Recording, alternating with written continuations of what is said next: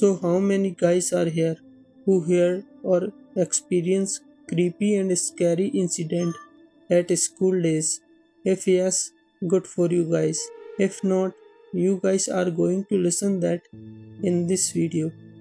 Welcome back to Twilight Grimoire, where real horror stories come to life, and these are not your campfire tales. They are true stories and deeply disturbing also. My name is Elena. I was 32-year-old working as a teacher in public high school in Texas. During the summer, I stay late every day grading papers in my classroom, but I always left before the dark. But that night I lost track of time. It was nearly 9 p.m. when I finally gathered my things. Halls were pitch black. Motion sensors lights were long dead. As I walked towards the exit, I noticed something strange. I know second floor lights were off, but now they were on and brighter and harsher than usual. And no one else was in this whole school building except me. But something is wrong. My heart was running fast and telling me this whole situation is feeling wrong. Empty school, night time, second floor lights start flickering, like evil god descend to this building at any time. I paused, staring up the stairwell, and that's when I saw it. A human shaped shadow, but he was stretched unnaturally long. He was like 9 feet tall to me. He stood motionless, lights flickering behind him, and he's watching me. That time he was like a ghost. I was so horrified, my legs unconsciously turned around and I ran and I ran. But as I passed the main office, the intercom turned on. I didn't stop.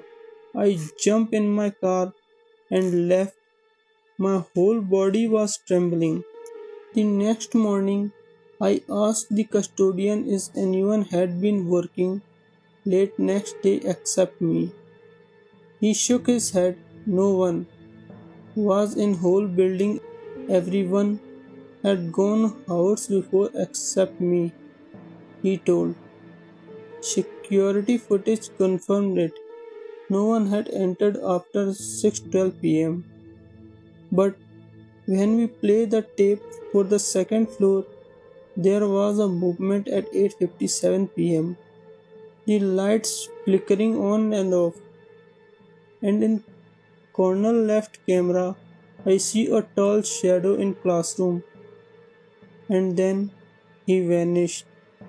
But when I rewind the tape, no one was there except lights was flickering on and off non-stop. After that day, I never stop late and leave with everyone. I was a 25-year-old engineering student at a large university in Pennsylvania. In 2019, I live in Dawn. My dorm overlooked the library courtyard, open square surrounded by ivy covered buildings. It was old administration building.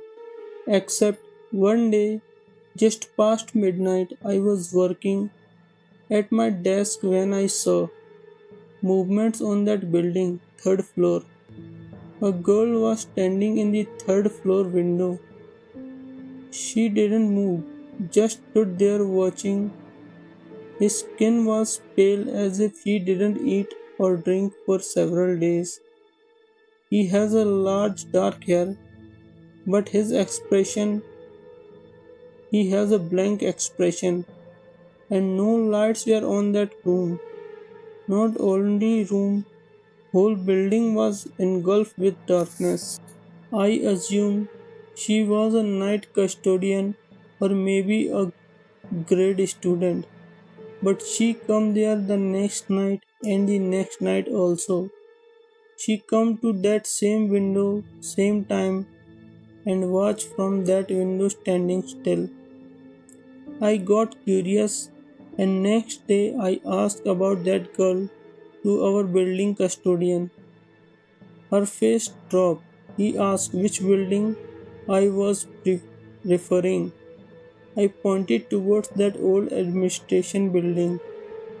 She replied that building was being closed in all summer.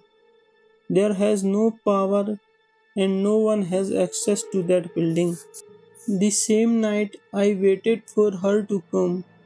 At midnight the girl appeared again. I raised my phone to take a picture, but I didn't know what happened to me. I was sweating and my whole body was trembling, as if someone telling me not to take a picture. The moment I snapped his picture, she moved. She turned his face towards me directly and smiled. The next day I checked the photo. It was completely black, but when I increased the exposure, there she was. Too close, her face pressed against glass, eyes looked directly towards me. I transferred the dome same day, but sometimes when I pass that building, I still glance at that window just to make sure she didn't watching. My name is Sam. I was an art student. One night I was finishing a project in school's old residence. That night, first time I heard some strange faint clanking sound like someone hitting concrete wall with metal. It was coming from the basement. Most of the time I was very curious guy, but that night I brushed it off. I think this building was very old, maybe because of summer heat, metal shrunk or break. But the next day, same time I heard a sound, but this sound was not concrete walls. This sound like a someone trying to force open a door. I got curious. Most of the time I go alone to check these type of things. But that night my friend Matt was with me. He was a very soft-hearted person. Me and Matt, we both go down the basement stairs, one step at a time.